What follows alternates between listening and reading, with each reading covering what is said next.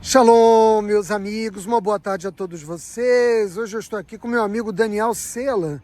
Daniel Sela é um brasileiro, paraense, né, que já vive em Israel há quantos anos, Daniel? 13 anos. 13 anos.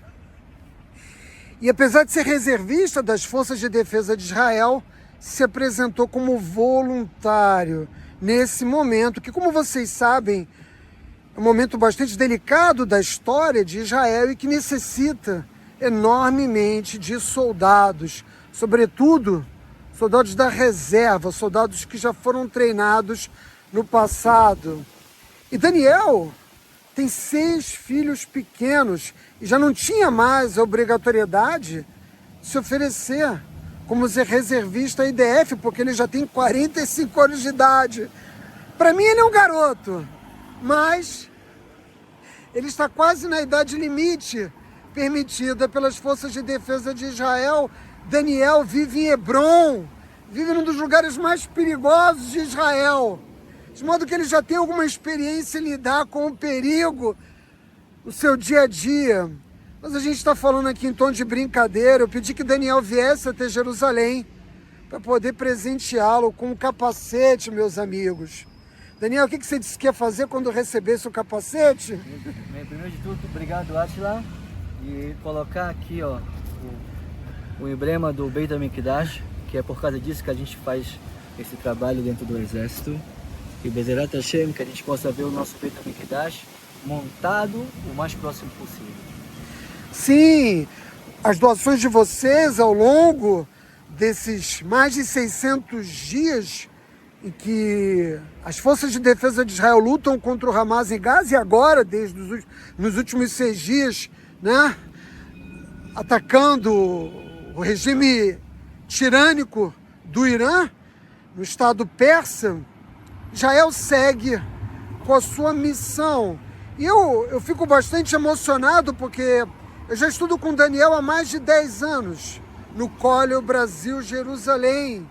E jamais passou pela minha cabeça que ele, com 6 filhos pequenos e com todas as obrigações, porque Daniel também, como eu, é um judeu Haredi, que dedica a maior parte do seu dia ao estudo da Torá, jamais passou pela minha cabeça que, tendo a idade que ele tem, com as responsabilidades que ele tem, que ele se apresentaria como voluntário para combater a infantaria, não é?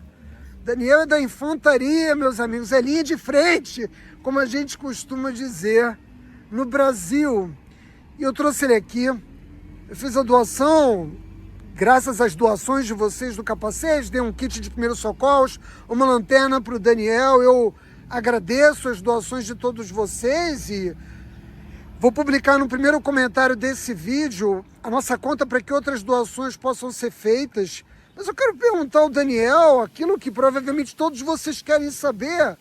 O que motivou o Daniel, aos 45 anos de idade, colocar em volta do corpo dele a farda de Israel com um fuzil e se colocar em risco, né, nesse momento, tendo uma família tão numerosa? Eu acho que o primeiro motivo é ver que a gente está passando uma guerra, que a gente precisa de força. E essa força a gente traz, primeiro de tudo, através da Torá. E a gente tem feito muito isso, um trabalho bem bonito com as pessoas que não são tão religiosas. A gente estuda a Torá com eles, a gente faz as tefilot com eles. E eu me sinto como um shaliach de Deus ali naquele momento.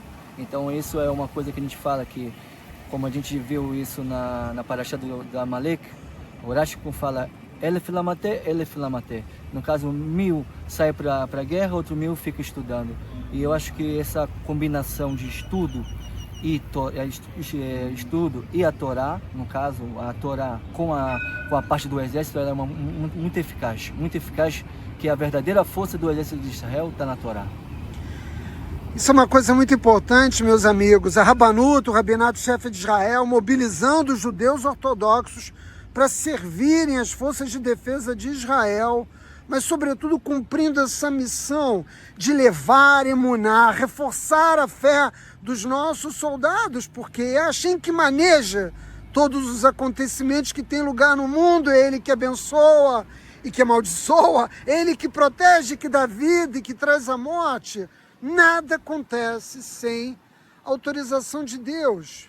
E sendo você um brasileiro, nato como eu, Daniel, qual é a mensagem que você tem para transmitir para os brasileiros nesse momento, né, em que nós estamos derrotando o regime iraniano? Bezerra Hashem, que continue rezando em prol de Israel, pedindo para a paz de Israel, que se Deus quiser, o mais próximo possível, que o Shalom Beromav, Huyaseh Shalom Aleno, que Deus vai fazer essa paz mundial que vai reinar sem guerras e também sem essa violência que a gente tem passado e que a gente tem sofrido muito, desde que aconteceu em Simchat Torah em 7 de setembro.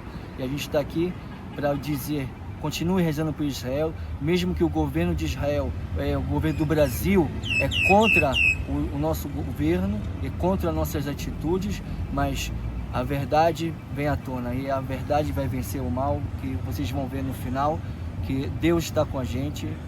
Amém. É isso, meus amigos. Vamos orar pela proteção dos soldados de Israel, que lutam por todos nós, não apenas por nós judeus, não apenas por nós israelenses, não apenas por nós que vivemos no Oriente Médio, mas por toda a humanidade. Nosso povo é luz para as nações e é emocionante ver, né, o desprendimento que cada um de nós tem para cumprir essa missão. Afinal de contas, nós judeus estamos no mundo para correr perigo. O mundo precisa da ação junto com a Torá. Sem Torá a gente não é nada. E a gente tem essa força de estar aqui, estar em Israel, na Terra Santa, e ver, se Deus quiser, a gente vai ver Shalom Beromav. É isso, meus amigos. Um forte abraço a todos e sigamos orando, né, por Israel, pedindo a Kadosh Baruch Hu proteção completa ao nosso povo. Shalom, shalom. Shalom, meus amigos, um bom dia a todos vocês, nessa linda manhã na cidade santa de Jerusalém. Me encontro aqui em frente ao Museu da Tolerância, em nossa capital. Eu já tentei gravar nesse museu inúmeras vezes, mas na sexta-feira, que normalmente é o dia que eu tenho disponível, ele quase sempre se encontra fechado. E hoje, quinta-feira, ele está aberto. Mas como vocês podem ver, apesar das exposições estarem disponíveis para visitação, não há ninguém. Na verdade, as cidades israelenses estão bastante vazias, porque é óbvio que aqueles que não saíram de casa para trabalhar ou para se engajar no esforço geral de defesa de Israel, ficaram em casa ou nos abrigos, se protegendo dessa ameaça real que representa o Irã e os proxies, os seus aliados, os seus tentáculos. Me pareceu bastante adequado oferecer a reflexão que eu pretendo desenvolver com vocês hoje daqui desse museu, pois nesses 77 anos da existência do Estado moderno de Israel, não foram poucos os esforços que os diferentes governos que passaram pela liderança do gabinete e seus sujeitos culturais fizeram para que nós tivéssemos, de fato, uma experiência exitosa de convivência entre judeus, sobretudo judeus, muçulmanos e árabes, religiosos, na terra de Israel. E se é uma nação que logrou êxito nesse esforço, sem dúvida nenhuma, foi Israel. Ainda que nós tivéssemos que enfrentar, como vocês bem sabem, terrorismo e aqueles que nutrem o desejo de ver o nosso povo, que agora constitui um conjunto de 10 milhões de habitantes, literalmente empurrados em direção ao mar Mediterrâneo. Amanhã, sexta-feira, eu vou publicar, como sempre faço, a minha mensagem de Torá, estudo da Parashá semanal da Torá, e eu quero pedir a vocês que não deixem de assistir, porque o propósito do nosso canal, Pérolas da Sabedoria Judaica, é o estudo da Torá, mas a defesa do nosso povo contra os nossos inimigos também constitui um dos eixos fundamentais que justificaram e que fazem dar sentido mesmo à existência desta plataforma. E nessa manhã eu quero compartilhar com vocês um shiur que eu assisti do rabino, um dos grandes sábios do nosso povo, Spalhental. Ele o proferiu em espanhol e foi um longo shiur. Eu vou resumir as ideias centrais que, como vocês vão perceber, são impressionantes para nos ajudar a entender verdadeiramente o que está tendo lugar nesse momento histórico. E o Rabino Spiegelnthal nos fala dos milagres ocultos na guerra contra o eixo da resistência. Essa expressão foi cunhada para designar os tentáculos desse povo que tem como uma cabeça o Irã. Esses tentáculos que cercam os limites das fronteiras de Israel por todos os lados, representados, como vocês bem sabem, pelo Hamas ao sul, pelo Hezbollah ao norte, pelo antigo regime sírio de Bashar al-Assad, o ditador, o tirano sírio, e também os iemenitas através do grupo Houthi e tantos outros grupos de brigadistas no Iraque e em outros países do Oriente Médio, onde a influência xiita, onde a influência do Irã pôde alcançar. E por que o Rabino Spiegelnthal chama a nossa atenção para aquilo que não pode ser visto, não pode ser compreendido, não pode ser percebido apenas pelo acompanhamento do noticiário diário, dos jornais e das mídias corporativas, além das redes sociais? Ele o faz porque a maioria de nós não é capaz realmente de entender a magnitude dos milagres que nós estamos vivendo. Isso ocorre porque quando nós estamos vivendo umbilicalmente os fatos que têm lugar também na nossa existência, nós não somos capazes de perceber esses milagres, nos custa entender, porque nós estamos inseridos nesse contexto.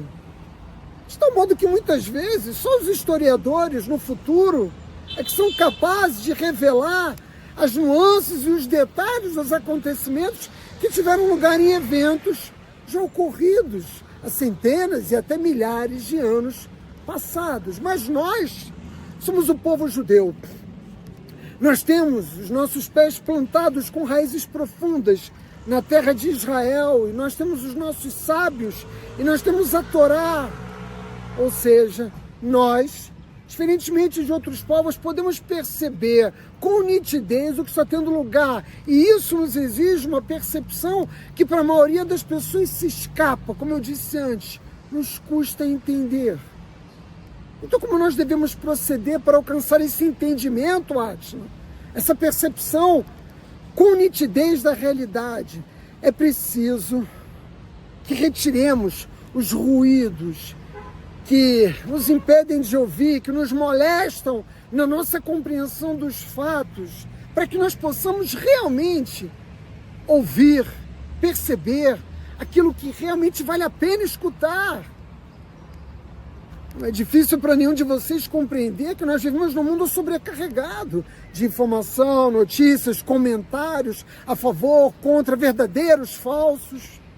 Nós estamos sendo bombardeados há mais de 600 dias com as informações da guerra de Israel contra o Hamas. E desde que nós atacamos o Irã, há 6 dias atrás, Israel voltou para a capa dos noticiários. Para nós ouvirmos e entendermos verdadeiramente os acontecimentos históricos em curso, nós precisamos, antes de mais nada, silêncio. Silêncio que nos ajuda a olhar por cima das notícias.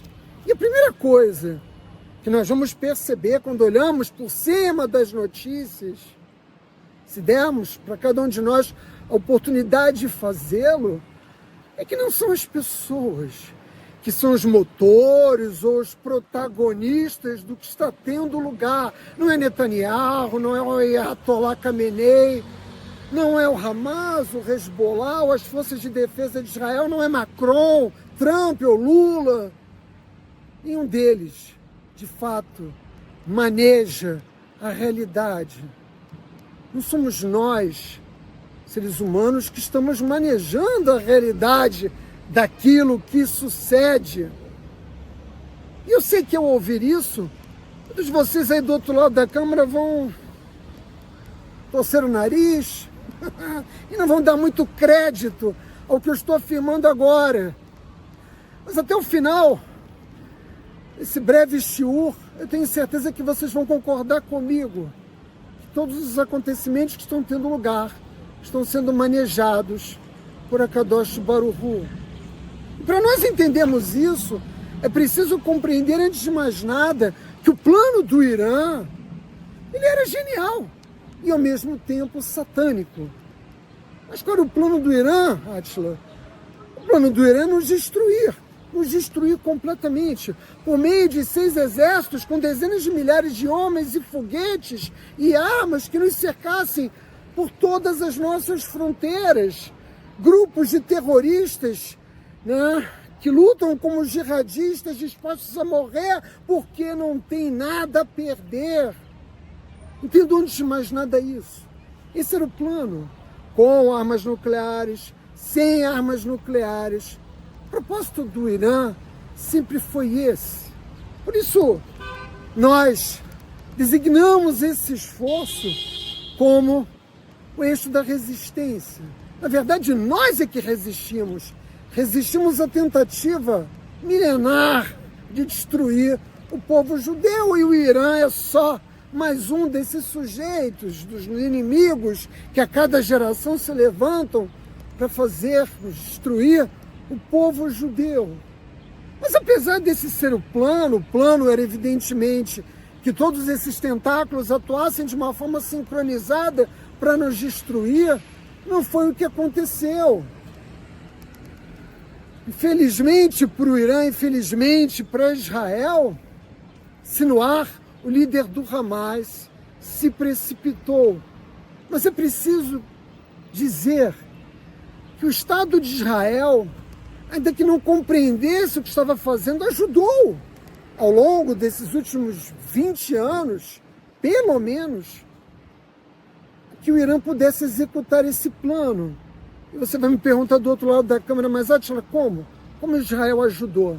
Israel ajudou, por exemplo, há 20 anos atrás, quando em 2005 entregou uma gigantesca base de treinamento terrorista para o Irã dentro das terras de Israel. Uma base para lançamento de mísseis. Eu me refiro ao território de Gaza. Os acordos de Oslo foram um desastre para Israel e não foi necessário que 20 anos se passassem para que nós nos conscientizássemos dessa verdade. Nós entregamos dentro das terras de Israel um território para que os nossos inimigos pudessem organizar um massacre que teve lugar no dia 7 de outubro de 2023 e poderia ter sido muito pior. Mas esse foi apenas um dos tentáculos. Em 2006, quando lutamos a guerra no Líbano, a segunda guerra no Líbano, tínhamos a oportunidade de liquidar completamente com o Hezbollah, que foi o segundo e mais perigoso tentáculo do Irã no Oriente Médio, uma vez que o Hezbollah é a maior organização terrorista, pelo menos era do mundo, com mais recursos, mais soldados, maior capacidade militar. É verdade que eles não resistiram à inteligência e à força das forças de defesa de Israel, mas nem por isso deixaram de nos impor perdas significativas ao longo desses anos que nos separam. O ano de 2006, quando Israel travou a Segunda Guerra do Líbano. Nós poderíamos ter liquidado com esse inimigo ao norte, mas mais uma vez, o Estado de Israel, por meio das suas lideranças, na época, vacilaram em fazer o que era necessário para defender o nosso povo e fazer desaparecer aquela ameaça. Só aí nós já temos os 2 principais tentáculos do Irã no Oriente Médio para realizar o plano maquiavélico de destruição da terra de Israel. E enquanto nós, nos últimos anos, travávamos uma luta sem fim pelo poder dentro da terra de Israel, esquerda, direita, pró-Bibi, anti-Bibi, pró-religiosos, contra-religiosos, enquanto nos ocupávamos disso, o Irã avançava a largos passos, sobretudo depois do acordo que celebrou com os Estados Unidos sob a liderança, né, de Obama, avançou no seu programa de aquisição de armas nucleares e fortalecendo a posição militar dos seus tentáculos. Nos ocupamos dessas disputas insanas, enquanto as ameaças iranianas iam se avolumando nas nossas fronteiras. Lembrem-se que toda vez que Netanyahu ia às Nações Unidas para fazer um discurso denunciando como o Irã estava cada vez mais próximo de obter uma arma nuclear, ele era acusado de histérico. E não só pelas nações absolutamente omissas da Europa, né, mas também por determinados grupos dentro da terra de Israel. Não havia histeria nenhuma. Era uma simples constatação da verdade. Nós perdemos tempo demais disputando posições no interior da sociedade israelense, enquanto, por outro lado, o Irã ia cercando o Estado de Israel e os seus tentáculos iam cada vez mais nos apertando, né? Ao olhar incrédulo de determinados grupos dentro aqui da terra de Israel e também de outros sujeitos históricos. E assim agiu o Irã ao longo desses anos. Nós perdidos em disputas e o Irã preparando uma guerra com múltiplas frentes, né, contra o Estado de Israel. Esse era o plano. Para nós compreendermos os milagres que tiveram lugar nesse período de pouco menos de 2 anos de guerra, nós precisamos partir deste ponto de partida. O plano do Irã era destruir Israel, mas Sinuar se precipitou. O líder do Hamas, ignorando o plano original do Irã, que era nos atacar de forma sincronizada em todas as frentes, lançando o Hamas, o Hezbollah, os Houthis e todo o resto que eles tinham além dos seus próprios meios. Lembrem-se que Israel foi atacada 2 vezes diretamente, né, pelo Irã, nesse período de quase 630 dias de guerra em Gaza. Esse era o plano. O plano era criar circunstâncias que para nós fossem tremendamente difíceis de nos defender, como aconteceu durante a Guerra de Independência. Mas, como eu disse antes, o Hamas se precipitou. A loucura do Hamas em assassinar o maior número possível de judeus em Simchat Torah fez com que ele se precipitasse e agisse sozinho. Ele não conseguiu perder a oportunidade de ter um show que reunisse milhares de jovens na fronteira de Gaza, e ele achou que agindo sozinho poderia ter algum tipo de vantagem estratégica, militar, ou trazer para ele, para o Hamas, os logros dessa ação, que de fato foi exitosa, na medida que nos tirou 1.200 vidas e mostrou a fragilidade da nossa fronteira no sul de Israel. E a pergunta é por que o fizeram? Porque o Hamas, que é financiado pelo Irã, agiu por conta própria. Essa é uma grande pergunta, né? Talvez pela vaidade de seus líderes, talvez porque o instinto de morte dessa gente é incontrolável, mas possivelmente, como eu chamei a atenção no início, porque Hashem estava manejando os acontecimentos. Pensem, se nós perdemos 1.200 vidas com a ação isolada do Hamas, quantas mais nós não teríamos perdido se tivéssemos que ter enfrentado todos esses tentáculos, todos esses inimigos ao mesmo tempo? O instinto desses grupos como um todo não é diferente do Hamas. Teriam estuprado, assassinado, queimado, mutilado, torturado o nosso povo sem titubear. Essa é a natureza dos inimigos que nós enfrentamos. Mas, como eu chamei a atenção, o Hamas, me permitam como carioca usar essa expressão, atravessou o samba na avenida. Eles se precipitaram e essa precipitação nos valeu. E nos valeu muito, porque nós tivemos oportunidade de enfrentar cada um desses adversários isoladamente. Vejam que nós tivemos que suportar por mais de 1 ano os lançamentos do Hezbollah nas cidades do norte de Israel sem que pudéssemos mobilizar inicialmente tropas para enfrentar o Hezbollah. Foi justamente o contrário.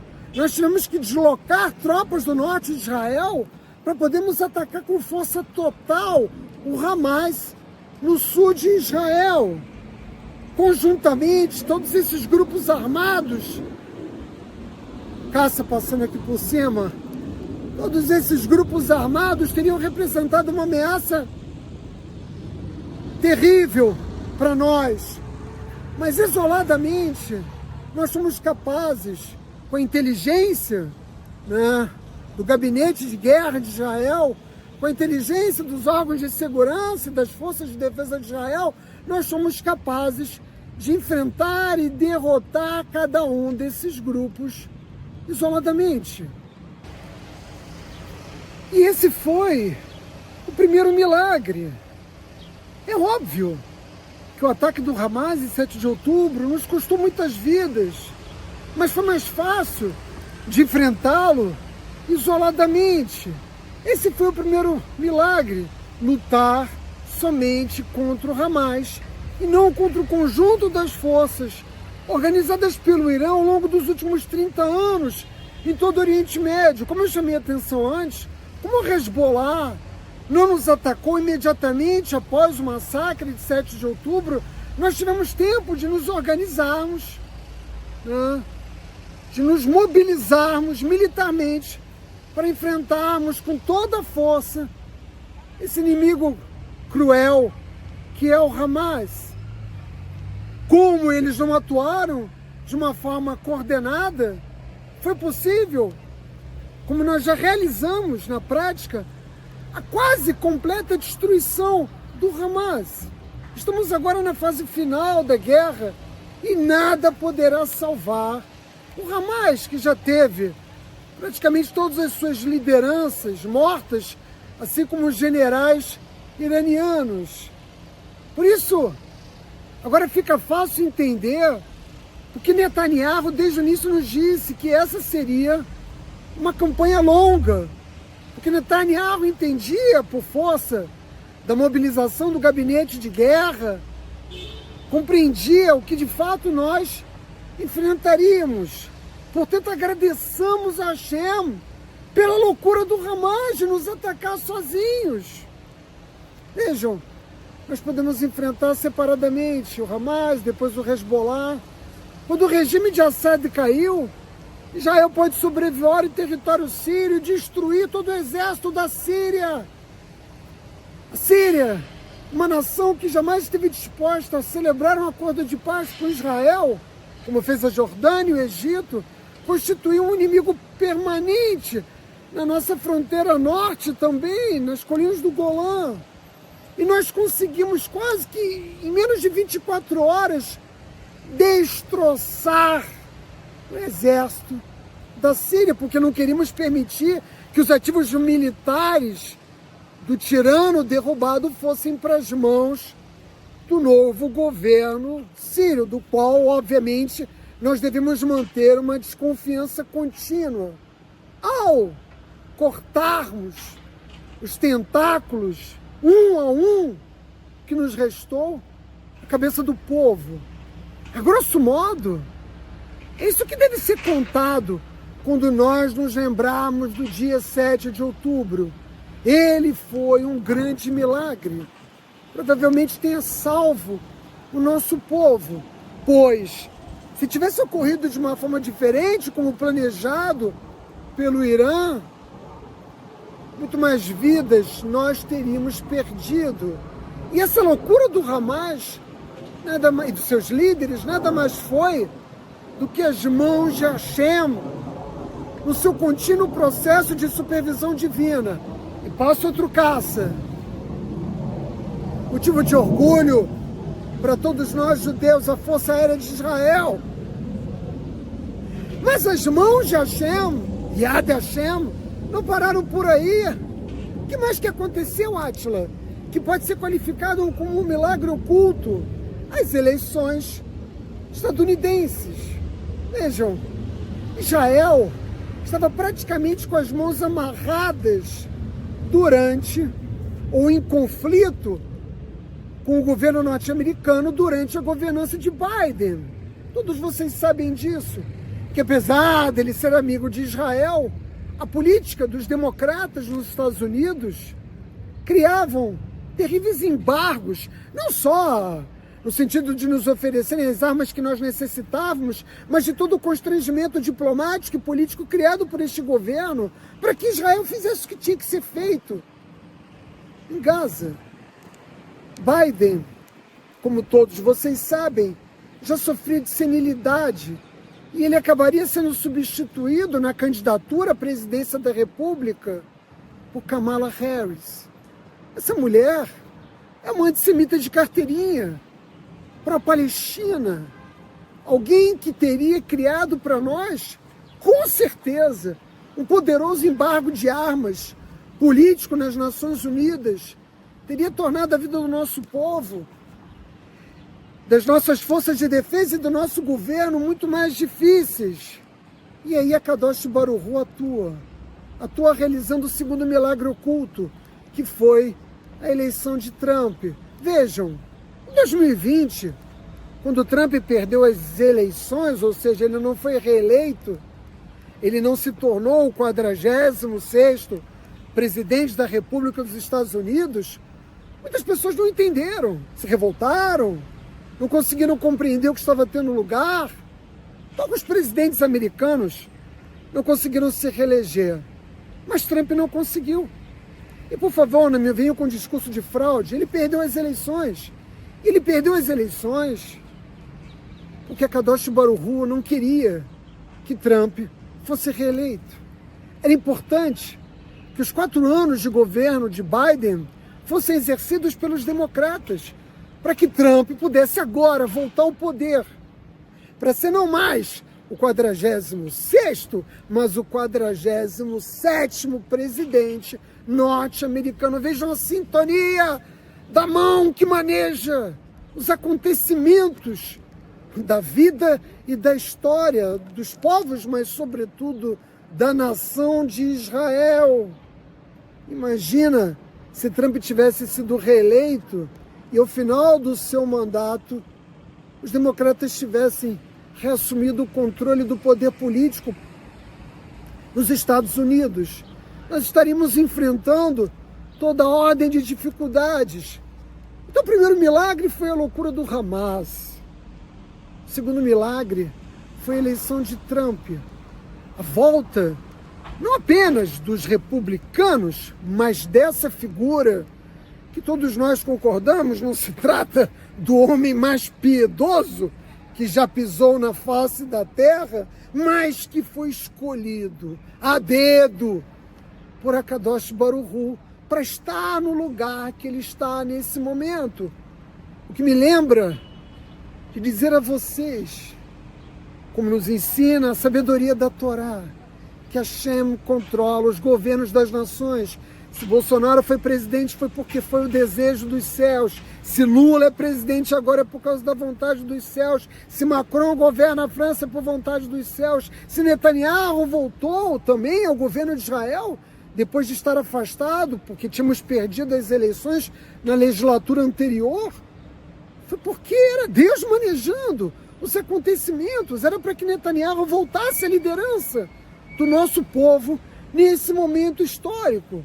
Então, quando nós olhamos para trás e percebemos terror que nos abateu em 7 de outubro e as eleições recentes de Trump para a presidência norte-americana, nós não podemos interpretar isso senão como 2 milagres ocultos de Hashem no mundo em que nós vivemos. Por quê?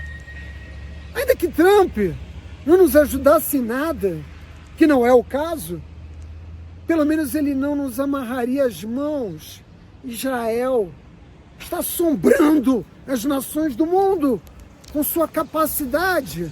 Quando todos achavam que nós já tínhamos esgotado as nossas forças numa guerra de quase 2 anos contra o Hamas, o nosso povo abre uma frente nova, e a mais difícil de todas, naturalmente, contra a cabeça do povo. Então nós já temos aí o primeiro e o segundo milagre.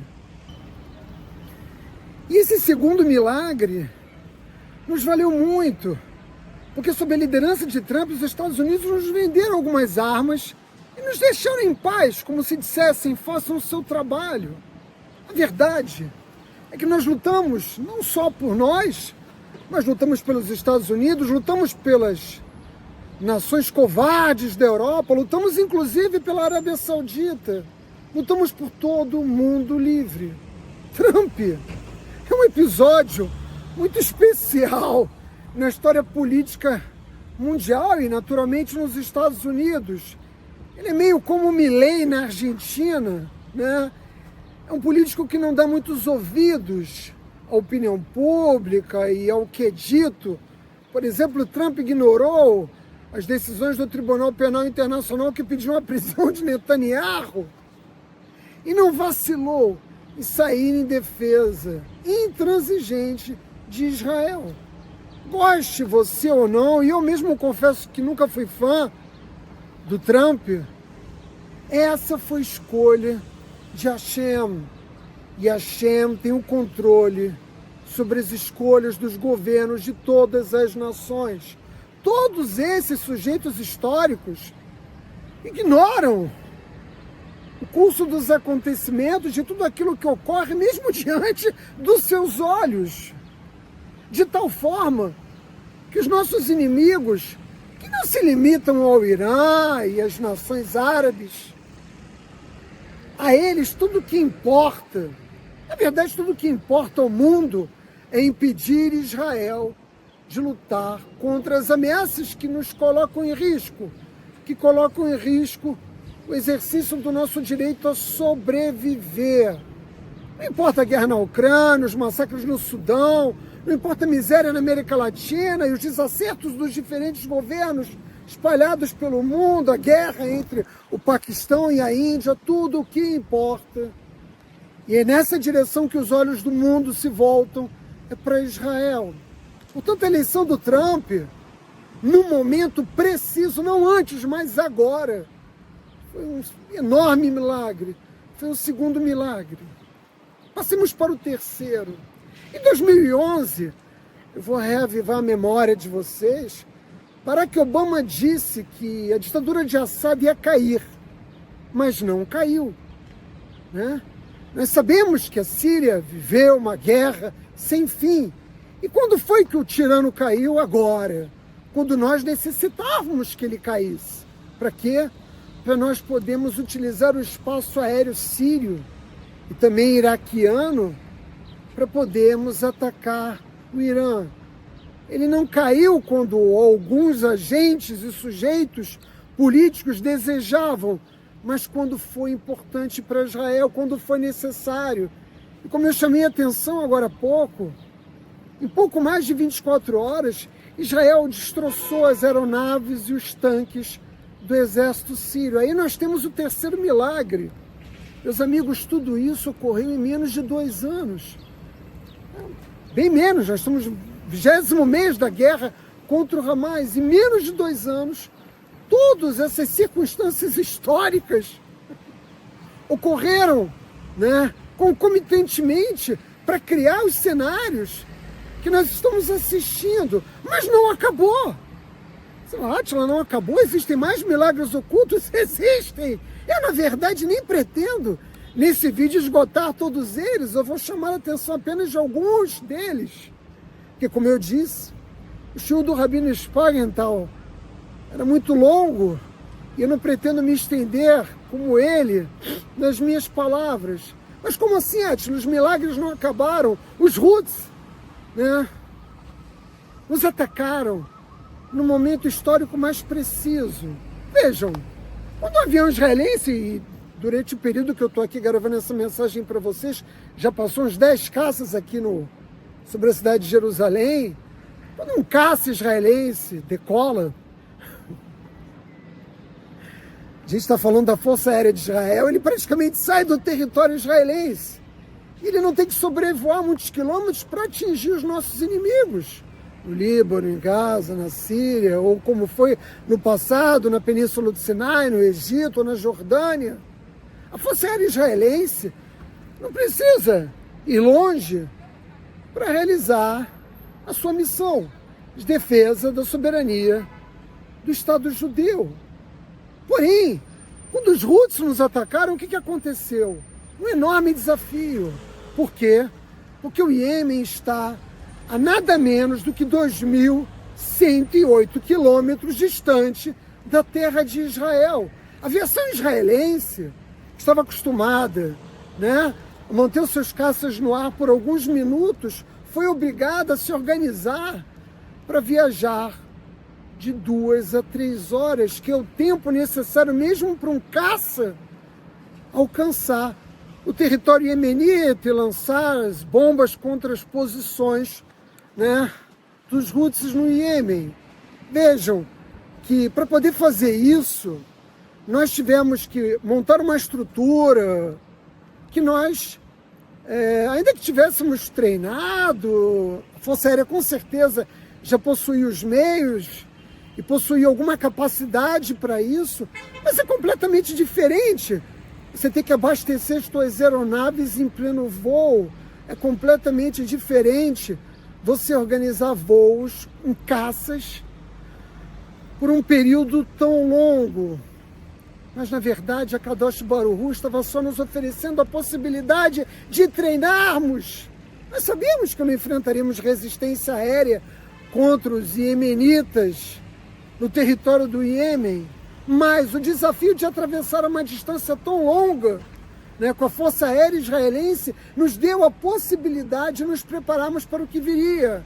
E o que viria, Átila?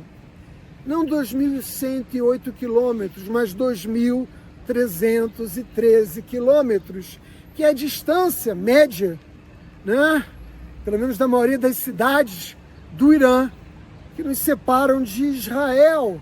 Nós já sabíamos, portanto, e tínhamos pilotos treinados para manejar essa distância. Por quê? Porque Hashem realizou o quarto milagre. Qual foi o quarto milagre, Átila? Que os Houthis nos atacassem, que os Houthis atacassem embarcações que fazem o transporte, sobretudo de petróleo, no Golfo de Omã, e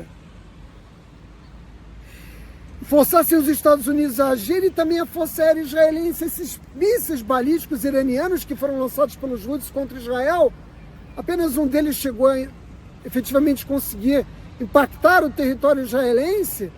Nós estávamos treinando a pontaria com Kipat Barzel, enquanto a Força Aérea fazia uma longa viagem em direção ao Iêmen. Hashem nos deu a oportunidade de nos prepararmos da melhor maneira possível para lidarmos com o que enfrentaríamos em seguida. E o que é que vem em seguida? Essa distância que eu chamei a atenção. Até porque agora nós não deslocamos 10 ou 20 aeronaves, mas mais de 100 aeronaves que sobrevoam o território iraniano, literalmente destroçando o regime dos ayatolás. Nós temos aqui o quarto milagre. O terceiro milagre, a queda do ditador sírio. E o quarto milagre, a ação dos grupos iemenitas, que são, evidentemente, parte dos inúmeros tentáculos do eixo da resistência a serviço do Irã. Então nós já temos aqui o primeiro, o segundo, o terceiro e o quarto milagres ocultos que tiveram lugar e que nos prepararam para o que estaríamos enfrentando agora.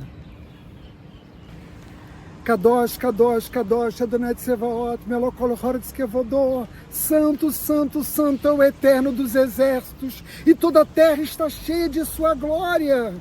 A teocracia iraniana será esmagada por Israel, e nós vamos inaugurar no Oriente Médio um ciclo de paz, ao contrário de todas as previsões pessimistas dos que são, na verdade, antissemitas. Nós, meus amigos, estamos escrevendo a história. Eu estou pensando até em comprar um tapete persa lá para casa, mas não podemos jamais nos esquecer que em cada geração eles se levantam contra nós para nos destruir, mas Deus governa o mundo e Ele sempre nos salva. Nosso poder não vem do Mossad, não vem das Forças de Defesa de Israel, embora eles tenham feito um trabalho incrível nada menos do que 14 cientistas nucleares atômicos do Irã já foram assassinados pelo Mossad.